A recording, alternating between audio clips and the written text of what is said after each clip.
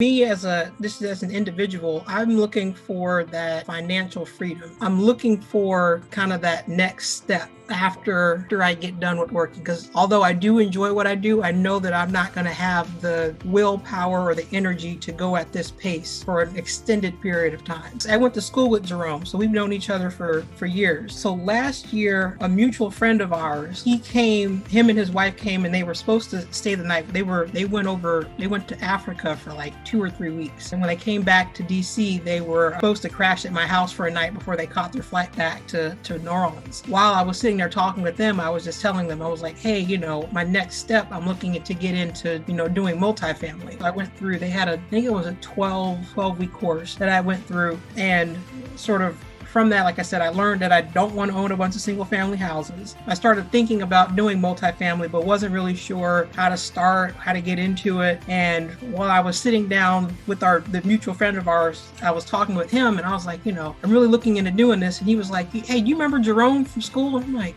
Jerome? Yeah, I was like, I remember Jerome. So it was like, he started doing, multifamily investing. You two should connect. Through them, I was able to make a lot more connections as far as different types of way of financing, got my business credit line set up. They were able to do a lot of things to help sort of grow my knowledge of just real estate investing as a whole. I like the networking sessions that he has set up. Sort of, I think he used to do it at the beginning. Now it seems like it's more towards the end of the class, where he opens it up for networking, for you to just be able to have some dialogue with your other classmates. So I was telling Jerome earlier, I was looking, like when I first joined the class, I was like, okay, I'm going to look at, Baltimore and Petersburg were the two areas that I said I was going to look into. So I went through and I did like the market study, and I'm like, dang, because everyone, they talk about, well, not so much Petersburg, but Baltimore, everyone's like, yeah, Baltimore is up and coming and it's growing and all this. I went and looked, and I'm like, it's just not there. I'm like, no, this isn't it for me. So then I looked at Petersburg, and Jerome he challenged me. He was like, well, look at because he was like, don't do Petersburg. And I was like, well, why? And he's like, do your research and then,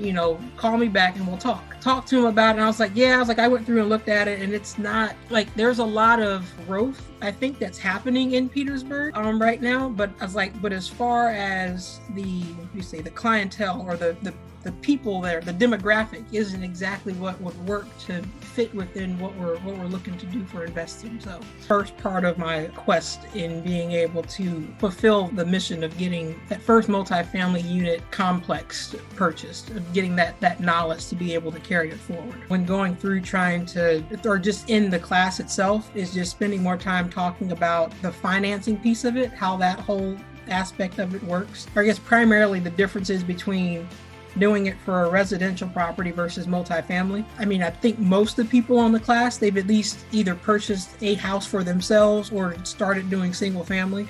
But just knowing the differences between the two of those, and then really spending time trying to understand what makes a deal. Like what's the breaking point between, hey, this is just a lead versus it's an actual deal. I would say that the course, it at least opens the door to allow you to start thinking about that. You still have to go through and put forth the work and the effort, but it opens your eyes to another avenue of being able to create income or money.